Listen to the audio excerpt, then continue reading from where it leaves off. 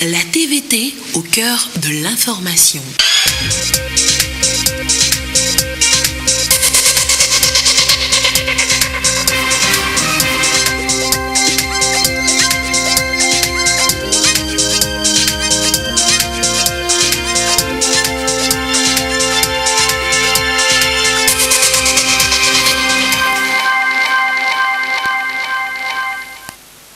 Il est 20h, bonsoir à tous. Les natifs de Baie, à Guenivé et à Plaou en fête ce samedi. Les trois communautés ont en commun la même culture et la même vision du développement. Les tronçons Badou, Pété-Bénin et Badou, Kessibo de nouveau bientôt praticables. Les travaux de réhabilitation viennent d'être lancés. Et puis, moteur, ça tourne. Le Festival international de films vidéo de l'Obéi est lancé depuis hier. Un rendez-vous qui met en action les professionnels durant 8 jours. Voilà, madame, monsieur, le sommaire. Bienvenue. Voici le 20h. Trois communautés, une seule et même culture. Les natifs de Baie, d'Aguenivé et d'Aplaou ont célébré ce samedi leur fête traditionnelle d'Ouné-Niozan. C'est la 3e édition cette année. Parmi les convives, le Premier ministre représentant le chef de l'État. La fête des retrouvailles, le récit de Edem Soupo.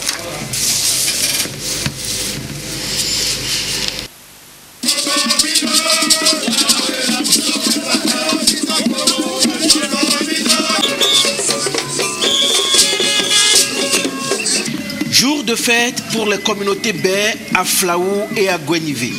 Elle célèbre Douné-Niozan Acte 3, un symbole de valorisation des traditions et cultures des originaires du Grand Lomé. Le chef de l'État fort Essoz-Mnagnan Singbe s'est fait représenter à cette messe culturelle et culturelle par le Premier ministre Komisselom Klassou. Douné-Niozan, à en croire les promoteurs, est une belle opportunité d'affirmation des valeurs et identités communes aux communautés Baie, à Flaou et à Guenivé.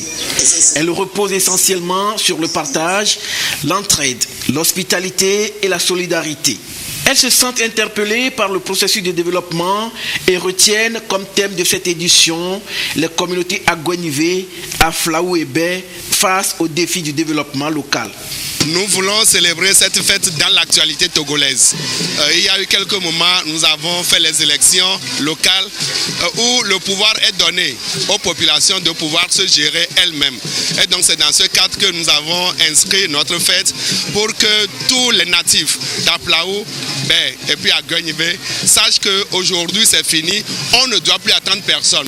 Nous devons nous-mêmes faire les efforts pour pouvoir nous développer à travers nos richesses, nos compétences et nos savoirs locaux. Douné-Niozan, pour nos trois communautés, signifie l'affirmation et la fierté de ce que nos ancêtres ont été. On ne cessera de le dire, les qualités dont ils ont fait montre, les souffrances qu'ils ont endurées pour venir s'installer dans la capitale. Il faudrait que nous puissions nous inspirer de leur vertu, de leur courage et de leur persévérance et développer la solidarité, la fraternité, le pardon et surtout le vivre ensemble. Coutumes et traditions s'imbriquent. Ici, on remonte le temps, on interroge l'histoire et on la fait revivre à la jeune génération. C'est aussi cela le fondement de Douné-Niozan. Les populations originaires du Grand Lomé font partie historiquement d'un ensemble de braves hommes et femmes du groupe migratoire Evé ayant quitté la grande muraille de Notier du roi Agokoli vers la fin du XVIe siècle. Dans leur pérégrination vers le sud, le grand groupe qui avait quitté Notier se scindait en 3 petits groupes. Le groupe de Baie, arrivé sur la côte, s'est installé au lieu dit Aloum, c'est-à-dire la localité où il y avait beaucoup d'arbustes de cure-dents à l'eau, à l'emplacement de l'ancien Zogo, actuellement occupé par la BTCI et la BOAD. Le groupe d'Aguenivé qui avait quitté Notier a fait plusieurs escales en passant par Palimé, Ho, Bando, au Ghana avant de se sédentariser à Aguenivé, qui signifie le fétiche niveux qui se trouve dans les reliers à Goti, Le groupe d'Aflao, quant à lui, s'est installé au sud-ouest de Lomé. Rappelons que les Aflao du Togo et du Ghana étaient un seul peuple, soudé et fondé sur une organisation socio-culturelle solide. Dounegnozan, c'est également la promotion du civisme et du vivre ensemble. La cohésion sociale se pointe et se dresse comme le point cardinal pour le développement. En témoigne la présence de la communauté sœur d'Aflao du Ghana qui dit être fière de retrouver les communautés du Togo séparées par la ligne imaginaire du colon qu'est la frontière.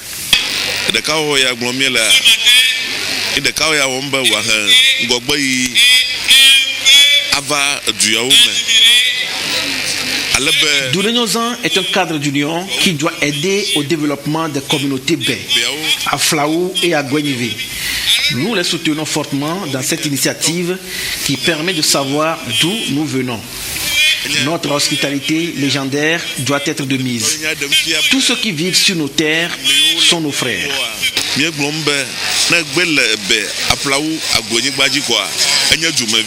L'Union Eveto, à travers Evefiagan, Togboui, Agokoli 4, a mis l'accent sur l'usage des langues maternelles qui est une identité à promouvoir. Nous recommandons et souhaitons que nos frères parlent nos langues maternelles à leurs enfants pour que demain, la relève souhaitée soit possible. Autrement dit, le vivre ensemble que nous proclamons aujourd'hui ne sera pas facile. Il est demandé aux populations de Bé, à Flaou et à Gwenyvé de sauvegarder la tradition et d'être fiers de leur culture. Visiteurs et amis ont apprécié le savoir-faire et le savoir-être de ces trois communautés qui comptent 2 préfectures et 11 cantons. Pour le gouvernement, le développement doit rester l'affaire de tous les citoyens et la promotion de la culture est plus qu'inévitable. Je suis particulièrement heureux de ce que la cérémonie de ce jour confirme une fois de plus l'engagement de nos populations à préserver et à réaffirmer leur identité face à la machine écrasante de la mondialisation. La mobilisation de ce jour démontre à suffisance l'importance que revêt à nos yeux la valorisation de nos valeurs traditionnelles. Pour joindre l'acte à la parole, 800 tables bancs ont été offerts aux différents établissements scolaires pour permettre aux élèves relève de demain d'étudier dans de bonnes conditions. Dounegnozan est célébré de manière rotative entre les communautés.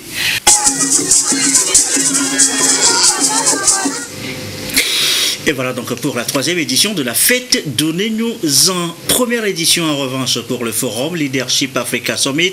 Il s'est ouvert ce matin à Lomé. Point commun avec Dounegnozan, le développement et l'entrepreneuriat. La diaspora veut tirer meilleur parti pour le continent africain. Les précisions Edwige Atakpa Bassabi, Carmen Madiakapo. Centaines d'opérateurs économiques, jeunes entrepreneurs et porteurs de projets venus de plus de 10 pays africains et de la diaspora partagent leurs expériences pour faire de l'entrepreneuriat africain un moteur de développement. Cette première édition du Forum international sur l'innovation et l'entrepreneuriat Leadership Africa Summit est donc une véritable plateforme qui met en relation des jeunes entrepreneurs africains et ceux de la diaspora. Le forum a été réalisé aux États-Unis 2 fois. Et dans sa 3e édition, la première en Afrique, on a compris qu'à partir de l'innovation, on peut créer des emplois. Il y a beaucoup d'innovations qui se passent en Afrique, mais souvent on se contente d'innovations des États-Unis, de l'Europe, de l'Asie, mais il y a beaucoup de talents. Et c'est notre devoir africain de promouvoir ces talents. Le secteur agricole est au cœur de l'économie togolaise. Il contribue à plus de 40% du PIB et occupe les 2/3 de la population. À ce forum sur l'innovation et le leadership, le ministre de l'Agriculture a présenté les stratégies mises en place par le gouvernement pour développer l'agrobusiness. Les 10 dernières années, nous avons une croissance de la production et des excédents qui tournent autour de 13 à un peu plus, ce qui explique que nous avons du maïs qui reste dans les magasins jusqu'à présent, ce qui explique que nous ne sommes pas en déficit en termes de produits alimentaires, mais et surtout ce qui est un potentiel d'exportation. Un concours de pitch est organisé en marge du forum. Le jeune entrepreneur dont le projet sera jugé plus innovant remportera une enveloppe financière de $1,000 américains, soit environ 500 000 francs CFA. Ils ont eux aussi le droit d'être mieux traités. 3 organisations de défense des droits de l'homme plaident pour l'amélioration des conditions de vie des détenus. Rencontre hier à Takwame, les arguments avancés avec Sylvain Raboudou. Le projet Amélioration durable et intégrée des conditions de vie des détenus a permis d'améliorer significativement la situation des personnes privées de liberté. À travers ce projet qui apporte son appui aux efforts du gouvernement, nombre de défis ont été relevés en matière de santé, nutrition, hygiène et assainissement dans 12 prisons du Togo. Son action a couvert 12 des 13 prisons que nous avons.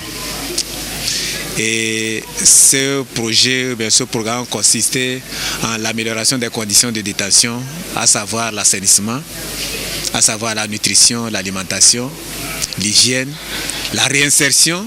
Même si des avancées ont été enregistrées, des efforts restent encore à fournir pour améliorer l'environnement des détenus dans les milieux carcéraux.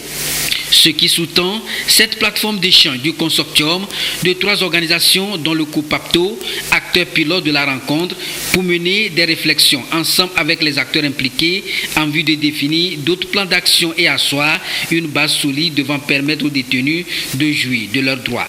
Sur les 12 prisons dont nous avons à charge, nous avons réussi à travailler sur le volet hygiène et assainissement sur la prison d'Anéro, sur la prison de Tchévier, sur la prison de Notien, sur la prison de Bassa et sur la prison de Mango.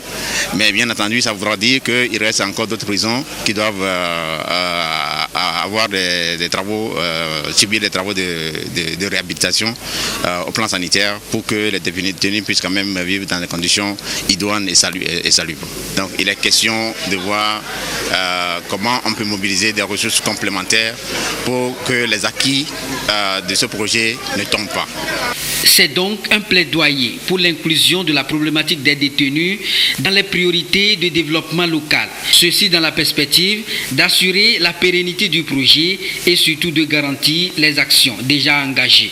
L'affaire des prisons n'est pas seulement l'apanage de l'État et la société civile aussi doit intervenir. La société civile doit accompagner l'État.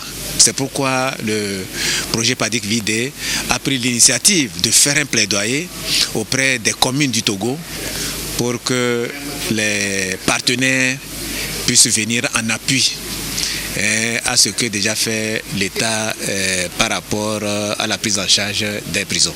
À terme, le projet entend assurer l'accès des détenus à des services d'assainissement et d'hygiène adéquats ainsi que l'accès à une alimentation améliorée dans 12 prisons, mais aussi favoriser l'accès des détenus aux services de réinsertion socio-économique. Et les voilà justement à toujours apprendre à maîtriser les contours du RAID+, par exemple. Les organisations de la société civile dans la région centrale sont toujours à l'ouvrage. La gestion durable et l'environnement ici constituent leur centre d'intérêt. Le compte rendu de la rencontre Désiré Aloy.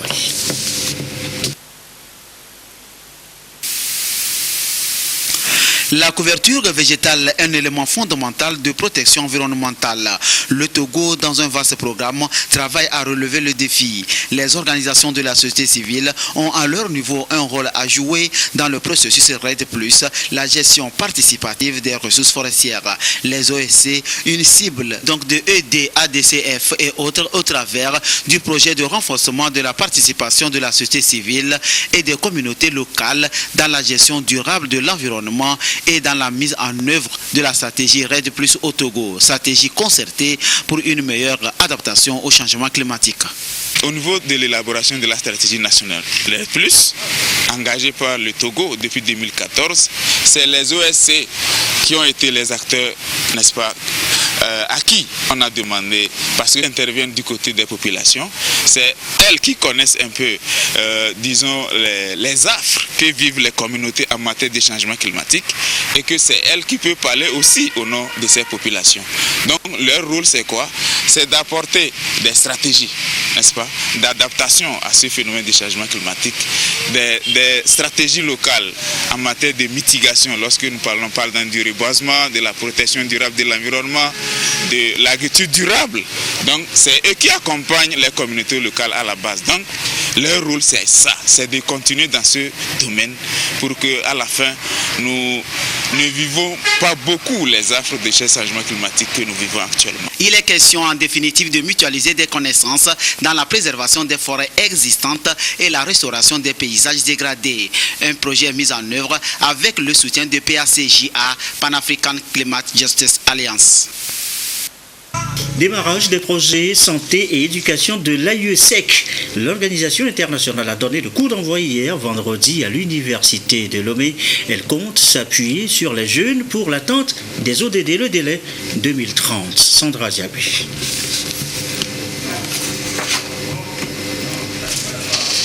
Voilà, nous reviendrons bien évidemment sur ce sujet dans nos prochaines éditions, me signale-t-on. Allez, on continue. Faites encore plus, faites encore mieux. La Fondation Nana Année 15 voilà, dit clairement son encouragement aux meilleurs élèves des derniers examens scolaires. En quoi consiste le geste à l'encouragement, à l'excellence de la Fondation? Les précisions dans ce reportage de Ekwesala. Des téléphones portables, kits scolaires et enveloppes financières, de quoi encourager ses élèves les meilleurs aux différents examens nationaux. Ils sont 5 lauréats à être récompensés ici par la Fondation Nana Année pour leur excellence au BEPC, Bac 1 et Bac 2. Le premier prix au baccalauréat de 2019 est allé à François, venu de Sotoubois. Il est reparti en plus d'une enveloppe financière de 400 000 francs CFA avec un ordinateur, un téléphone portable, une lampe solaire et des kits scolaires. Pour le lauréat du Bac 1, l'enveloppe financière est de 300 000 francs CFA contre 200 000 francs CFA pour ceux du BEPC. Le premier prix Bac 2 est ici remis au lauréat par le secrétaire général de la présidence de la République, Tavi Bénissan, représentant le chef de l'État, Fort Nyasingbe. J'ai fait la terminale au lycée scientifique Robert Matelot de Sotoubois. J'ai obtenu au baccalauréat deuxième partie une moyenne de 18,94. Je suis très content et très reconnaissant pour ce prix. C'est un prix de motivation et en même temps un prix de défi. Et à rester toujours excellent dans tout ce que j'aurai à faire. J'ai obtenu mon BPC avec une moyenne de 19,94. Je remercie la fondation du roi car il nous a honorés d'un présent. Je lui dis merci et ce présent est une source de motivation pour nous. Pour le compte de la préfecture des Lacs, des prix meilleures moyennes ont été également remis aux lauréats de la 6e en 3e et du CM2. Par matière et de la classe de 6e en terminale, une centaine de récipiendaires est repartie avec des kits scolaires. J'ai eu le 3e prix en anglais avec 19 de moyenne. Ce prix pour moi est une motivation de travailler dur pour avoir encore d'autres prix, pas seulement pour l'anglais, mais pour d'autres matières. Sur les 50 bacheliers mentionnent très bien au bac de 2019, la préfecture des Lacs n'a enregistré aucun. Le responsable de la fondation Nana Année 15 veut désormais mettre la barre très haute les années à venir pour ne primer que les plus méritants. Comme quoi, le plan national de développement a besoin des personnes excellentes pour l'atteinte de ses objectifs. La transformation de notre pays est engagée par le PND, décrété par le chef de l'État. C'est-à-dire, de l'an 2018 à 2022, de grandes mutations vont s'opérer. Ces mutations vont nécessiter des intelligences pour leur conduite, pour leur application et rendre le meilleur bonheur partageable par tous les Togolais. Si nous nous prenons garde, nous risquons de ne pas jouer les premiers rôles. Si nous avons mis sur les fonds baptismaux la fondation Nana Année 15, c'est pour aller à la culture de l'excellence. L'excellent, ce n'est pas de l'à peu près, ce n'est pas du passable, ce n'est pas du à bien, ce n'est pas du bien, c'est du très bien. Nous devons tendre à cet objectif. À partir de la rentrée prochaine, nous n'accepterons plus les 14 de moyenne. Nous passerons pour la première année à 15, la deuxième année à 16 et l'année 21-22 à 17. L'excellence, ça se mérite. Le chef de l'État a tiré sur la sonnette d'alarme, l'a démontré tout récemment en créant un système d'excellence à la présidence de la République, système dans lequel sont inscrits des enfants de haut niveau pour être préparés à conduire le PND. Nous devons tous nous inscrire dans cette démarche et accompagner les initiatives de l'État. À Nioro, il nous faut nous retrouver, repenser notre système pour que nous puissions être au rendez-vous national auquel nous sommes absents aujourd'hui.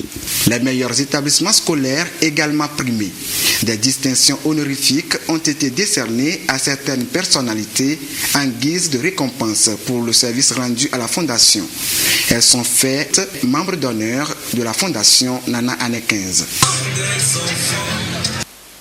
Et voilà donc la barre fixée, très haute excellence cherche donc compétence. Voici d'ailleurs de la main-d'œuvre potentielle disponible pour le corps médical.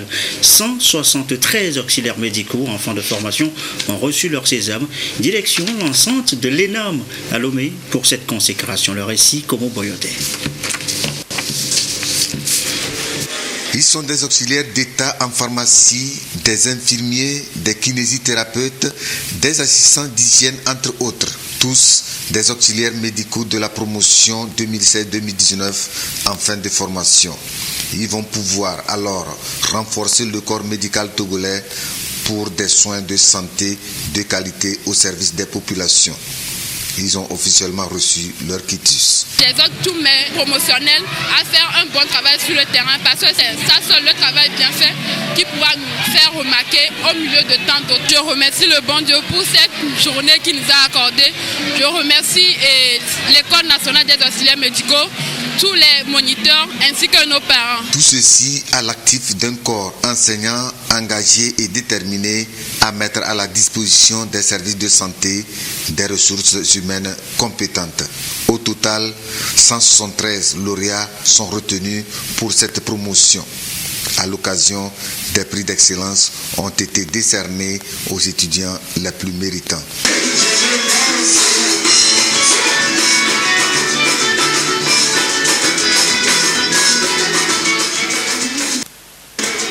Et voilà, ça vaut bien une petite fête. Ça va encore bientôt bien rouler. Les travaux de réhabilitation des tronçons Badou, Pété-Bénin et Badou, Kessibou ont commencé. Sylvain Aboudou est allé faire le constat pour nous. Regardez.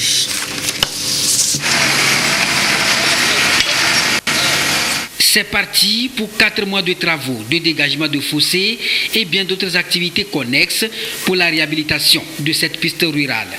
À certaines périodes de l'année, la piste reste impraticable et rend difficile la mobilité des usagers. Ces tronçons concernent la voie Badou-Pété-Bénin long de 21 km et Kessibou-Badou long de 17 km. Sur le site, des engins ont été déployés sur ordre du chef de l'État pour justement favoriser l'entretien de ces pistes destinées à désenclaver ces zones de production à fort potentiel pour un meilleur accès au marché. Les dégradations, quand vous les voyez, vous constaterez que les véhicules ne peuvent plus passer. Et donc, il s'agit d'éliminer les points critiques importants, construire les ouvrages d'assainissement, dégager les fossés, parce que c'est une zone très pluvieuse, afin de permettre à l'eau de couler normalement et de laisser le passage qui est réservé aux véhicules. C'est vraiment une joie, une grande joie pour nous, parce que quoi, on ne s'y attendait pas.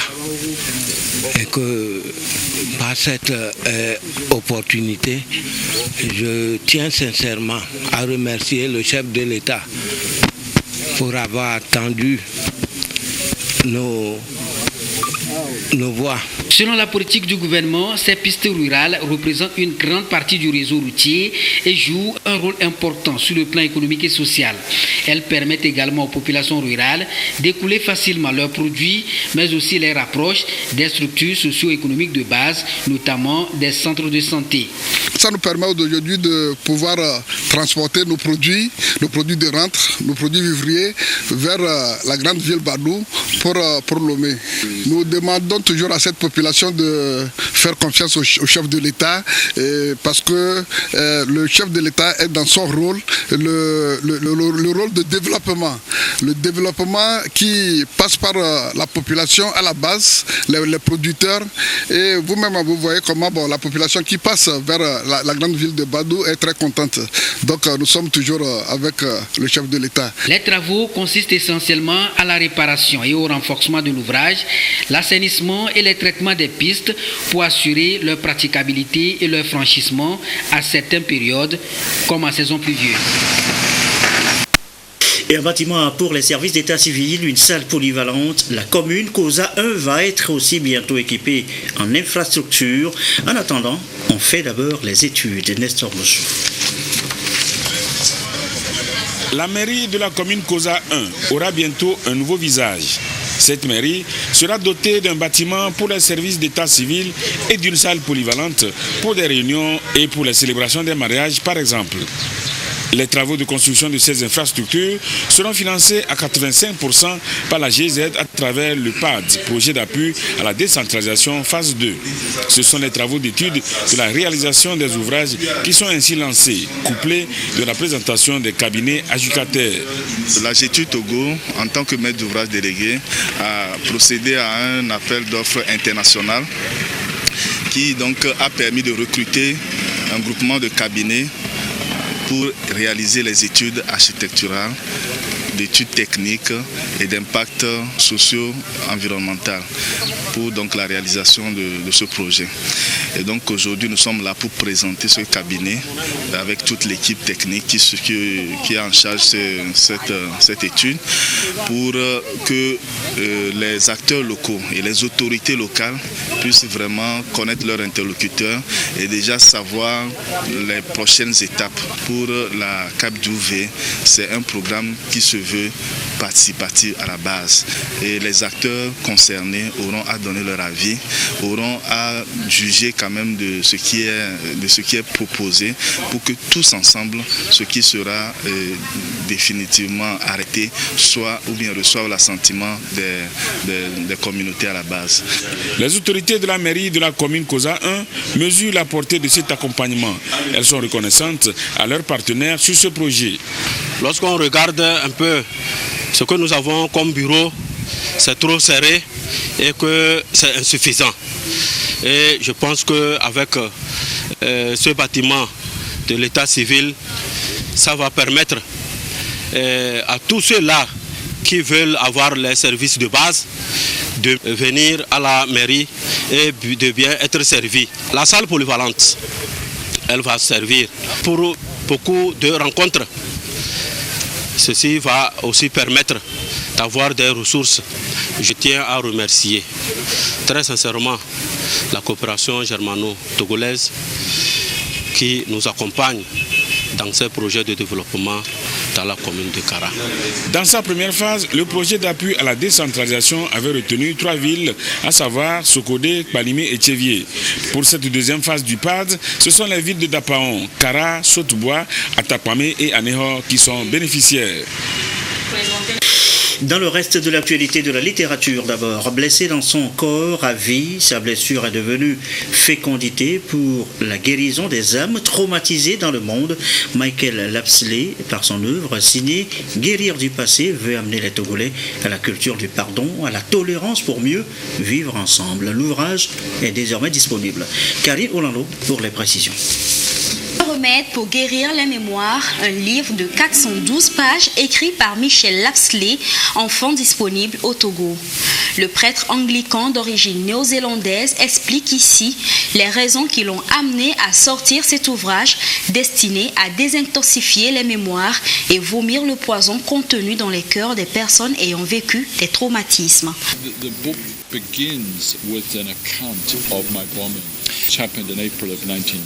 Mais le livre commence par l'histoire de l'attentat qui m'a atteint en avril 1990. Ça s'est passé au Zimbabwe, c'était une lettre piégée qui m'avait été envoyée par le régime d'Afrique du Sud. Et après ça, je parle de ce qui m'a permis de guérir après. Je crois que le livre illustre quelque chose que nous disons dans notre institut, c'est que chaque personne a une histoire à raconter. Et donc le livre est une manière de populariser l'idée qu'il faut créer des espaces que nous appelons des espaces de sécurité et des espaces sacrés où les gens peuvent se raconter les uns les autres leurs histoires. Mais le message du livre, c'est aussi que la guérison n'est pas facile, qu'on n'a pas besoin de rester prisonnier du passé. Donc j'espère que lorsqu'ils auront lu le livre, les gens se sentiront encouragés à traiter, à travailler sur ces blessures, leurs propres blessures, et seront inspirés à travailler pour la justice dans leur propre contexte.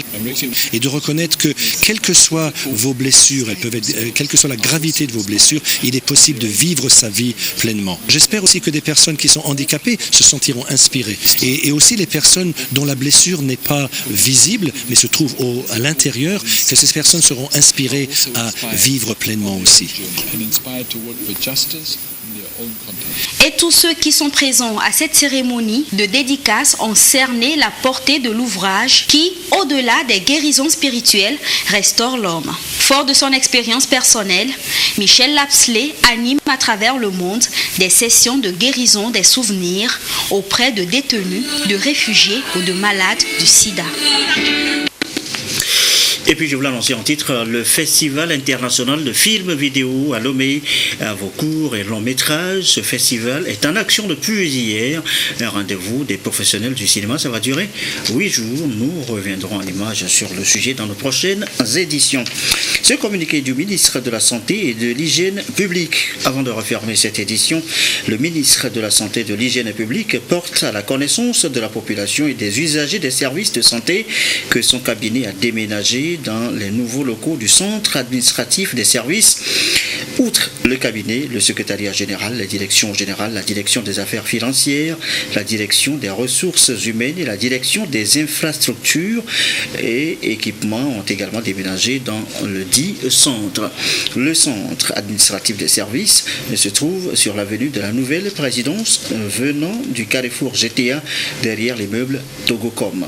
À cet effet, le ministre de la Santé et de l'Hygiène publique invite tout acteur demandeur des services stratégiques de santé à se rendre dans ce nouveau centre administratif au besoin. Pour toutes informations, contactez le 22 21 38 01 ou encore le 22 42 61. Et ceci referme ce journal. Merci à vous qui nous suivez ce soir à Bay et à Guenivé. Et comme d'habitude, toujours fidèlement, belle soirée, excellent week-end.